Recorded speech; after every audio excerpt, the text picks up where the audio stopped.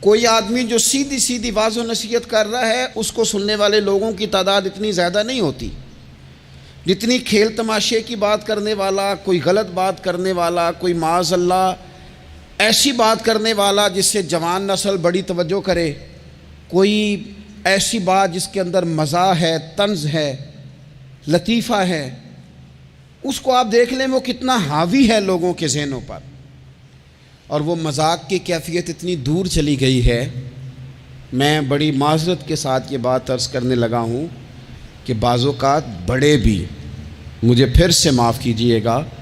اس چیز کا شکار ہو کر اس طرح کی بات کرتے ہیں کہ چھوٹے ادھر ادھر دیکھ رہے ہوتے ہیں کہ کیا اس کو یہ بات کرنی چاہیے تھی، لیکن چونکہ ساری رات ساری صبح لگ ہی اس کھیل تماشے میں گئی ہے، لہو و لعب میں گئی ہے، مزاج بن گیا ہے، قوم سنجیدہ نہیں رہی۔ آپ کسی شخص سے بھی بات کر رہے ہوتے ہیں تو وہ چاہتا ہے کہ کچھ دیر میں گپ شپ کروں، کھیل تماشا کروں، شغل مغل کروں، میں گزر جاؤں۔ سنجیدگی فکر، مزاج کا ٹھہراؤ، اور درویشوں نے تو شکوہ کیا ہے کہ عمر بیت گئی، لوگوں کی عمر بیت گئی، ہڈیاں کمبن، گوڈے کھڑکن،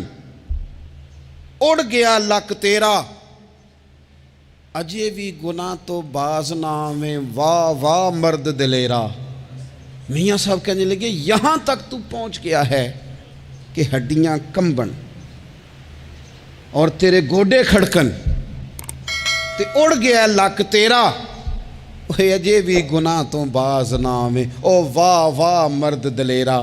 وہ تو اتنا دلیر ہو گیا کہ جب تجھے چاہیے تھا کہ اب ہی تیرے ہاتھ میں استغفار کی تسبیح آتی، اب ہی تجھے سجدے کا ذوق ہوتا۔